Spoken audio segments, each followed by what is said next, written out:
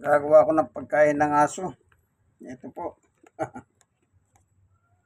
Kanin. Ito yung manok. Picho, balumbalunan at saka atay. Balumbalunan, atay. Picho. Ito. Yung kanin, ang pinasabaw ko yung pinagpakuluan ng manok para masarap. Ito po yung kanin. Ayan, nilalamas ko yung atay para maglasa, hindi lang maglasa. Kasi yung kanin nila, kagabi pa yan, leftover na. Ngayon, kaya binabad ko sa kasabaw para lalambot din. Pagkain ng mga si Chu, si Summer, ang nanay, si Winter, ang tatay, at yung dalawang magkapatid na si Choding at Spring. Ayan, nakikita nyo ba yan, kaibigan? Ganyan ang pag-aalaga ng aso.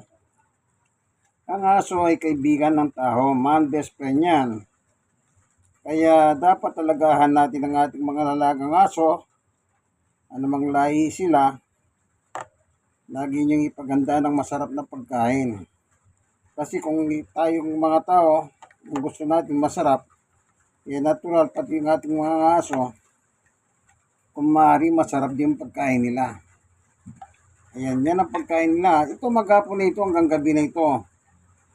Kung anong oras na uubusin yan, nasa kanila yan. Kasi nakalagay lang yan sa isang lalagyan.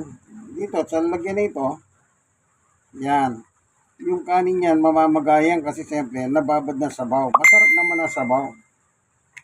Kasi pinagpakuluan ng manok yan. Ayan. So, lalagyan natin ng laman ng picho. Ayan.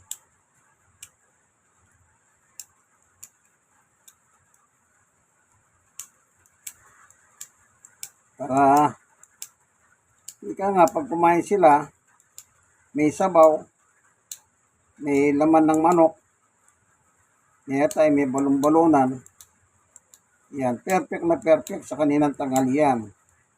Basta hindi lang tanghalian ito kasi ngayon ko lang ginagawa. Basta lalagay ko sa isang lalagyan kung saan ko nilalagay yung pagkain nila at sila nang bahala kung kailan nila ubusin. Kung ganitong klaseng pagkain, kasi si Chu yung aso ko, maliliit lang naman. Sigurado, ubusin din nila ito kahit pa paano. Kasi masarap naman ang pagkain nila at the same time bagong luto. Yung kanin, ay yung manok bagong luto. Ayan. Kaya, kahit ang tao kung pwede mong kainin ito Kasi napakasarap. Parang ang bulang manok ito Yung sabaw, yung sabaw masarap na Ganyan po ang paghahalaga ng mga aso. Summer, Winter at Choding, yung anak. At Spring. Sityo sila, mga lahi po silang sityo.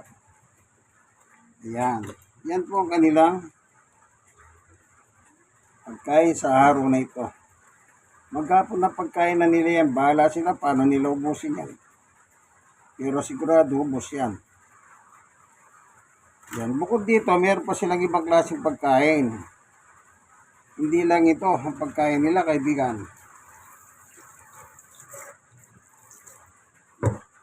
Ganyan sila kahalaga sa akin. Hindi lang yan ang pagkain nila. Meron pa silang bukod na pagkain. Naka-standby din yan. Kagaya ng meron silang dog food, seafood. Ganyan. Lamp. May pagkain sila aussie at saka lamp. Nakamix din yun. Para meron silang ibang alternate na pagkain. Para hindi sila maumay.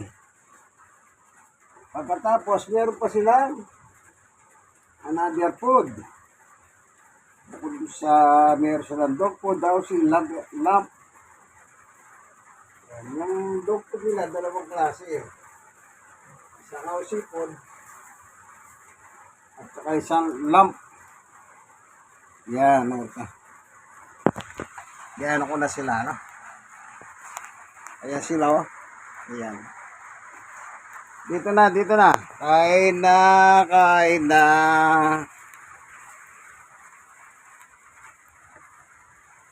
Kain na, kain na. O, dito na, dito na. Kain na, kain na. Ayan, iyan ang palatandaan kakain kasi kailan may kasamang kanta. Kain na, kain na.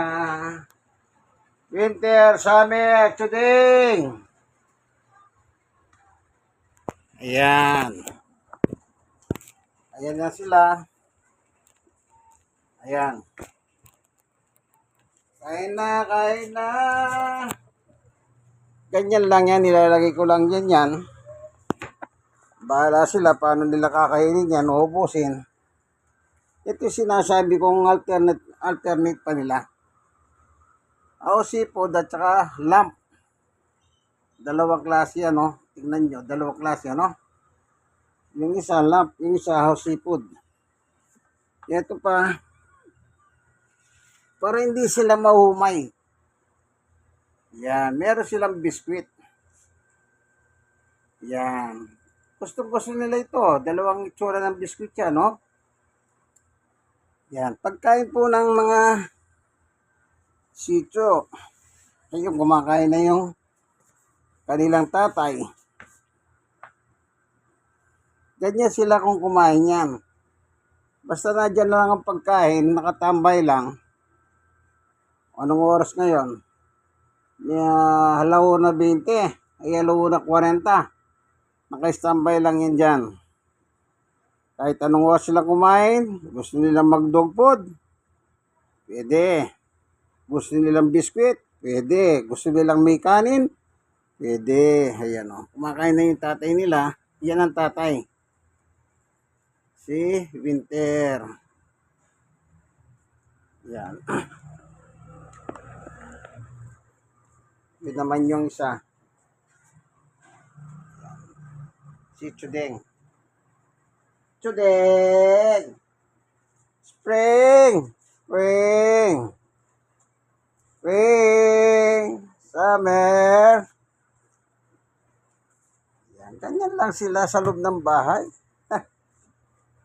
Anytime na magutom sila, nandiyan lang ang pagkain nila eh. Ito si Summer. Summer! Ang nanay po yan, nanay. Ito po ang Spring. Spring! Ayan, Spring. Ito, magkapatid ito, si Spring at saka si Chudeng. 7 months. Ito si maglilimang taon na. Ito, August. 5 taon na. Ngayon din sila ng tatay nila. Spring! Chudeng! Ayan. Mga sityo po sila. Malaga lang yan. Dogman best friend, ika nga. Alagaan nyo pong matino yung mga alagaan nyo. Kahit anong klase ng aso yan. Kahit walang lahi. Ayan, malambing sila eh. Ito. Kain na, kain na. Ayan, ang nanay naman na poporma ng kain. Ayan. Sige lang, kain lang. Yan, nakalatag lang dyan po sa lapag. Nasa kanila kung paano sila kakain, kung paano nila ubusin yung pagkain nila. Basta ang style ko po ginagawa ko, nakalatag lang yan. Nasa kanila yan kung paano nila ubusin. Sigurado yan. Yan, nakita din yung dog food, biscuit, tsaka yung kanin na may yatay, balon-balonan, at tsaka pitso ng manok. Hanggang ating gabihan, ubos yan lahat yan. Baka iirit pa sila mamaya. Pero yung kanin na may yan, one time lang yan. Pero itong dog food at saka yung biscuit, umiirit pa sila. Yan, kasama namin sa bahay. Kung matulog kami ng alauna din sila matutulog ng ating gabi. Bibigyan ko pa sila ng pagkain noon. Kakain pa sila ng ating gabi. Kaya pagbulat nila ng umaga, hindi sila nakakaramdam ng gutom. O, di ba, matulog ako alauna. Alauna din, kumakain pa sila. Kaya lang may ito na sila at kung talagang tulog na sila. Yan. Ganyan po pag-ahalaga. Kaya ibang pag-ahalaga ko, hindi kagaya na yung iba. Kailangan daw umaga lang pagkain, din at saka gabi. Hindi nakalatag dyan sa ibabayan. Sa sahig, yung pagkain na nakita nyo. Anytime nagugutom sila, lapitan. At kumain. Meron ba silang marereklamo niyan? Wala. Yan kasi nandyan na. Sige, ito po yung kaibigan kay Jesus, Brother Manny Bautista. Ganyan po ang mag-alaga ng aso. Dog man best friend po yan. Alagaan natin silang mahayos. Especially sa pagkain, huwag niyong pakainin ng tira-tira. Hindi kumakain ng tira-tira yan. Kung ano yung kinakain namin, kinakain din nila. Lahat ng kinakain namin, pinatitikim ko sa kanila. Pag gusto nila, binibigyan ko sila. Ganyan lang yan. Pero yung pagkain nila, talagang sa kanila lang yan. Ayun, halimbawa, may ulam kayo, fried chicken. Patitikman ko sila ng fried chicken. Pag gusto nila, bibigyan ko sila. Pagkain naman namin, bibigyan ko din sila. Ganyan yan eh. Mahal natin ang mga halaga nating aso. Napakabait nila. Malalambing pa sila. Ha? Ito yung tatay. Si Winter.